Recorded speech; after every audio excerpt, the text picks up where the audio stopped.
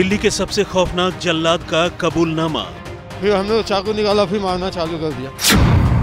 मुझे गुस्सा आया और मैं चाकू मारता चला गया। फिर हमने गुस्सा आ गया, फिर हमने ये कर दिया।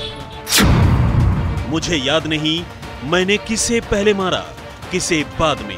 ये नहीं पता जी किसको लगा किसको नहीं लगा। मैं रोज रोज होने वाले झगड़े से तंग आ चुका था।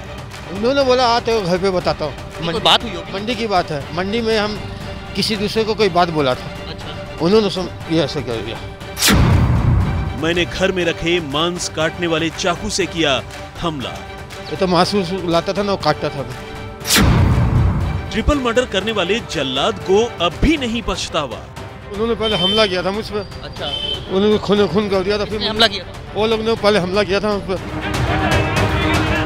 कोई एक एक कर तीन लोगों को चाकू से गोद कर मौत के घाट उतार दे, ये सोचना भी अजीब लगता है। लेकिन दिल्ली के इस सबसे खौफनाक जल्लाद ने न सिर्फ 20 लोगों के सामने कुछ ऐसा ही किया, बल्कि करने के बाद ये भी जता दिया कि उसे अपने किए का कोई पछतावा नहीं, कोई मलाल नहीं। ये शख्स है ख्याला का रहने वाला वो कातिल पड़ोसी जिसने बुधवार को एक एक कर एक ही परिवार के 3 लोगों पर भरी बस्ती में चाकुओं से भयानक हमला किया था और इस हमले में पति पत्नी और उनके बेटे की जान चली गई। अपने पड़ोस में रहने वाले परिवार के साथ हुए झगड़े के बाद आजाद के हमले से पहले पड़ोस की महिला सुनीता की जान गई। इसके अगले दिन उसके पति वीरू की और तब तीसरे दिन इस दंपति के बेटे आकाश की। लेकिन कत्ल का ये सिलसिला जितना खौफनाक था, उसे भरी बस्ती में उससे भी ज्यादा खतरनाक तरीके से अंजाम दिया गया। और हद तो ये रही कि तमाम लोग खड़े होकर कत्ल का ये मंजर देखते रहे और उसका वीडियो शूट करते रहे, लेकिन किसी ने भी कातिल का शिकार बन रहे परिवार को बचाने की कोशिश नहीं की। ख्याला के कत्ल कांड में लगातार तीसरी मौत। जख्मी मां बाप के बाद अब बेटे ने भी तोड़ा दम।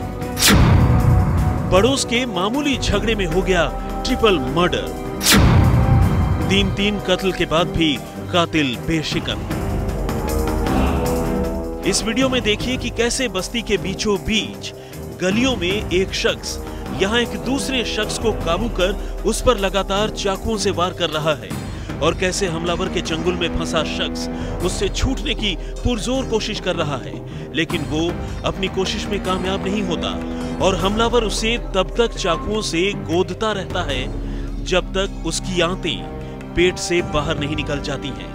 और इस तरह इस हमले में आखिरकार उसकी मौत हो जाती है। यही हमलावर इससे ठीक पहले कुछ इसी तरीके से उसकी पत्नी की भी जान ले चुका है। सचमुच ये तस्वीरें जहां दिल्ली के बेकाबू होते गुस्से का एक और सबूत है, वहीं गुनहगारों के कायदे कानून से बेपरवाह होने का भी।